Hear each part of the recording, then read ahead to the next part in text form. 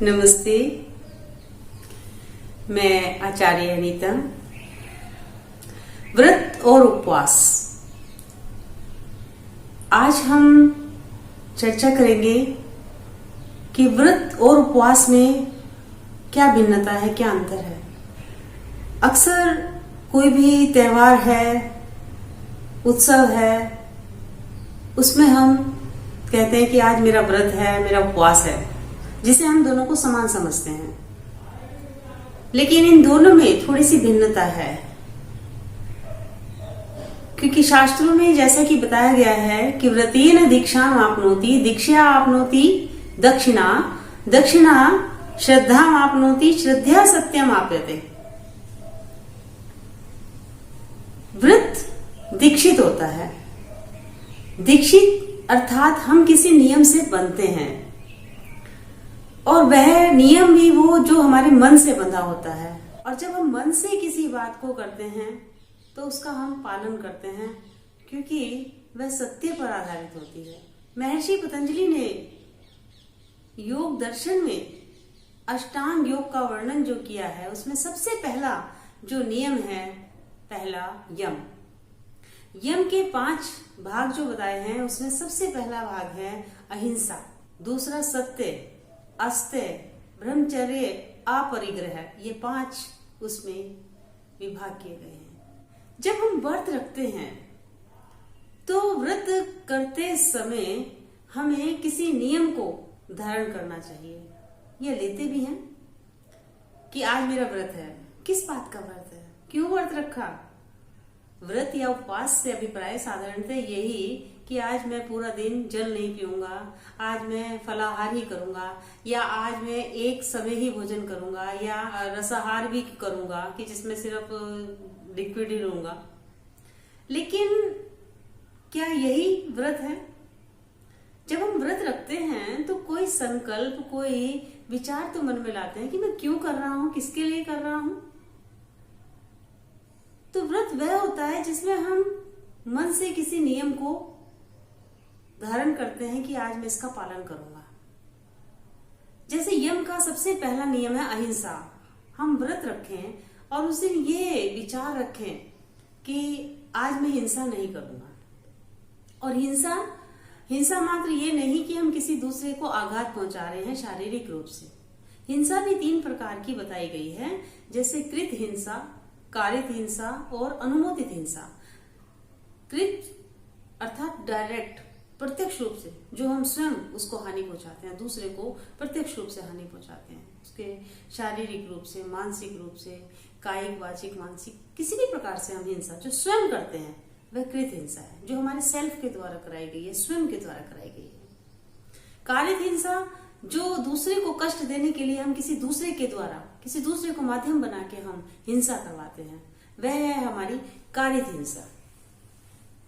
और तीसरी हिंसा अनुमोदित हिंसा, जिसमें हिंसा ना तो हम स्वयं करते हैं और ना ही हम किसी के द्वारा कराते हैं, या जिसे हम नहीं पसंद करते उसका अनिष्ट हो जाए तो हम मन में प्रसन्नता का अनुभव करते हैं कि अच्छा हुआ, उसका बुरा हुआ, ऐसा भाव, ये भाव आना है अनुमोदित हिंसा। इस प्रकार से तीनों हिंसा का हम उस दिन ये विचार करें कि हम नहीं करेंगे। और जब ये जो 5 यम के नियम बताए गए हैं, जिन्हें पंच महाव्रत भी कहा गया है, और उनमें से यदि हम एक का पालन करते हैं तो चारों स्वतः ही अपने आप आने प्रारंभ हो जाते हैं। किसी एक ही सत्य को पकड़कर हम चलें तो सारी संपदाएं स्वतः ही अपने आप आनी प्रारंभ हो जाती हैं।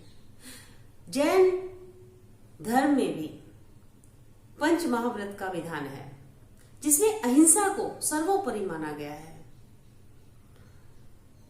मां हिंसात, की हिंसा नहीं करनी चाहिए।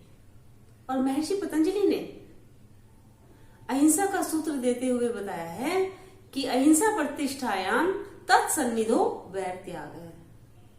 मन में जब अहिंसा की प्रतिष्ठा व्यक्ति अपने मन में कर लेता है, ये भाव बना लेता है कि मैं हिंसा नहीं करूंगा, तो उसका सभी से वैर का त्याग हो जाता है।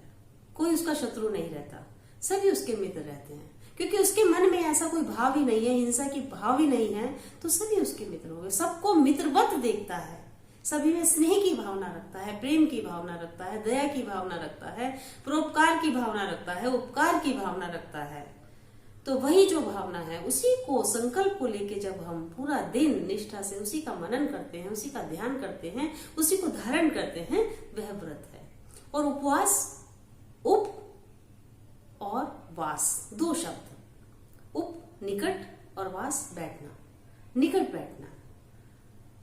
जैसे अहोई अष्टमी का व्रत है, अहोई अष्टमी का व्रत माताएं अपने पुत्र की सुख, शांति, स्वास्थ्य, उसके वैभव, उसके ऐश्वर्य, उसके बुद्धिमत्ता, ज्ञान, विवेक, आयुष्य के लिए रखती हैं।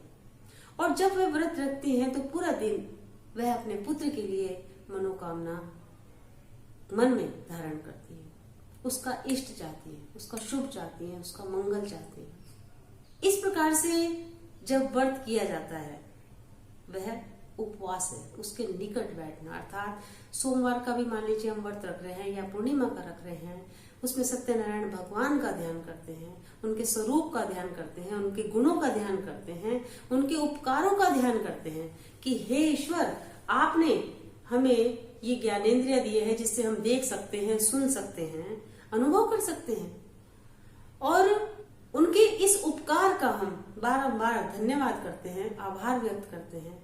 इस भावना से जब हम व्रत रखते हैं, उनके निकट बैठते हैं, उनके दर्शन करते हैं और अंतर्मन से उनका धन्यवाद करते हैं। कभी कभी हम अपने अपने पास भी निकट बैठते हैं, अपने लिए भी उपवास रखते हैं। प्राकृतिक चिकित्सा में उपवास का महिमा अनंत बताई गई है। एलोपैथी में जो असाध्य रोग, जिन्हें दवाइयों के माध्यम से और बार बार ये कहा जाता है कि आप हर 2 घंटे बाद भोजन कीजिए, मधुमेह के रोगी को अक्सर मैं देखती हूँ कि डॉक्टर ऐसा ही बताते हैं। लेकिन प्राकृतिक चिकित्सा में मधुमेह का रोग जो है, जिसे असाध्य रोग समझते हैं, वह प्राकृतिक चिकित्सा में उसको उपवास के माध्यम से ठीक किया जाता है।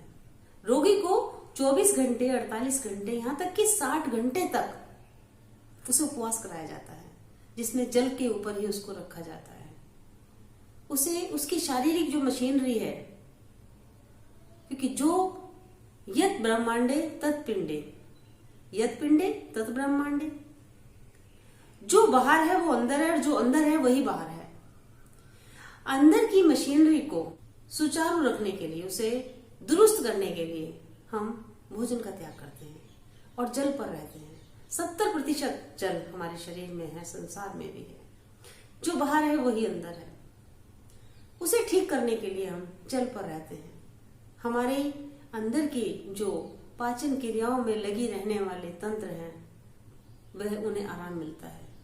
उनके अंदर भोजन से बार बार जो वो इतने क्रियाशील रहते हैं, उस हम तंत्र को आराम देते हैं, जिससे हम अनेक रोगों को ठीक कर लेते हैं।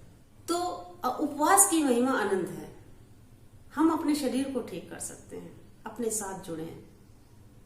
अपने शरीर में किसी भी रोग को ठीक करना है तो उपवास सर्वोत्तम साधन है। जितना भी आवश्यकता है अपने शरीर के लिए, उतना खाना भी बहुत जरूरी है। लेकिन अतिवात जो है अनेक रोगों की जननी हो जाता है, और जिसे दूर करने में उपवास बहुत सहायक है। तो इस प्रकार से व्रत और उपवास दोनों में जो ये भेद है वो हमें जानना चाहिए। धन्यवाद।